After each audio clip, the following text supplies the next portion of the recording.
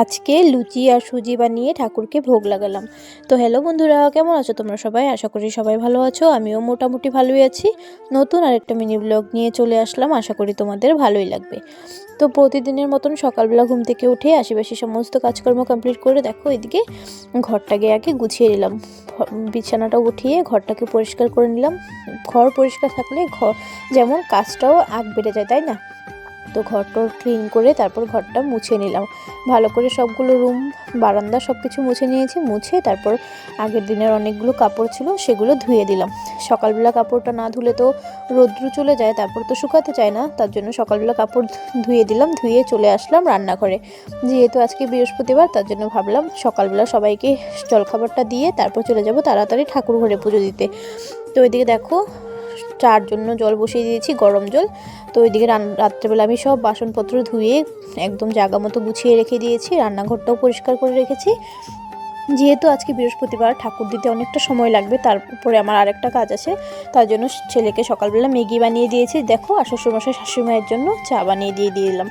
তারপর স্নান করে চলে আসলাম ঠাকুর ঘরে। এসে এদিকে দেখো মা লক্ষ্মীর ভোগটা খুব সুন্দর করে সাজিয়ে নিয়েছি। ভোগ, পাঁচালি ঘট সব রেডি করে নিয়েছে। আর এদিকে আমার শাশুড়ি মা গোপালকে আর গুরুদেবের জন্য সব রেডি করে নিচ্ছে। তারপর বললাম না আজকে লুচি আর সুজি বানিয়ে ঠাকুরকে ভোগ দিব, তার জন্য দেখো লুচিটা ভালো করে আমি মেখে নিচ্ছি। তো মেখে চলে গেলাম উপরে গিয়ে আমাদের ঠাকুরের গ্যাসে বসিয়ে দিলাম তেল গরম করে। এদিকে লুচিগুলো আগে থেকে গোল করে রেখেছি। তারপর একে একে লুচিগুলো সব বেলে তারপর ভাজা শুরু করব। যেহেতু একা হাতেই করছিলাম, তার জন্য একটা একটা করে বেলছিলাম আর একটা করে ভাজছিলাম। কেউ একজন সাথে থাকলে তো তখন কেউ বেলে দিলে একজন ভেজে দিলে সুবিধা হয়। তো যাই হোক, আমি তো এইভাবেই করছিলাম। তো আগে কিন্তু আমি কিছুই পারতাম না, মানে লুচি বানাতেও পারতাম না। ঠাকুরের আশীর্বাদে এখন আস্তে আস্তে সবে শিখে যাচ্ছি। তারপর দেখো এদিকে সব কিছু ভোগ রেডি করে চলে যাব। আমাদের এখানে তো ভাগবত পাঠ হচ্ছে, তোমাদেরকে বলেছিলাম।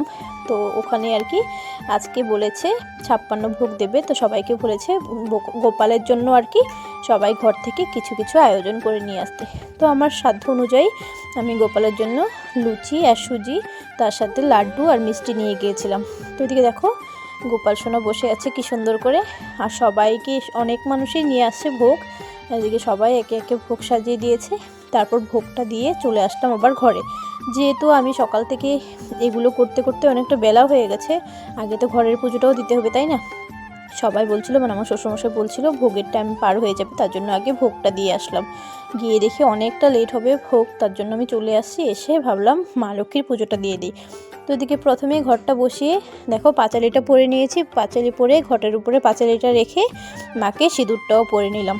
প্রতিদিনের মতন একই তো নিয়ম, তো সেগুলো করে তারপর এদিকে দেখো সব ঠাকুরকে ধূপ ধুনোটা দেখিয়ে দিলাম। দেখিয়ে তারপর চলে গেলাম আবার ভোগের কাছে। তো ওখানে গিয়ে দেখলাম ভোগ লাগিয়ে দিয়েছে। দেখো কত ভোগ, আজকে 56 ভোগ দেওয়া হয়েছে। আর সবার বাড়ি থেকে সবাই যতটুকু স্বার্থ অনুযায়ী সামর্থ্য অনুযায়ী ভোগ নিয়ে আসছে। তো এদিকে দেখো মহারাজজি বসে আছে, ভাগবত পাঠ করছেন। তো এতটুকু ছিল ভিডিও।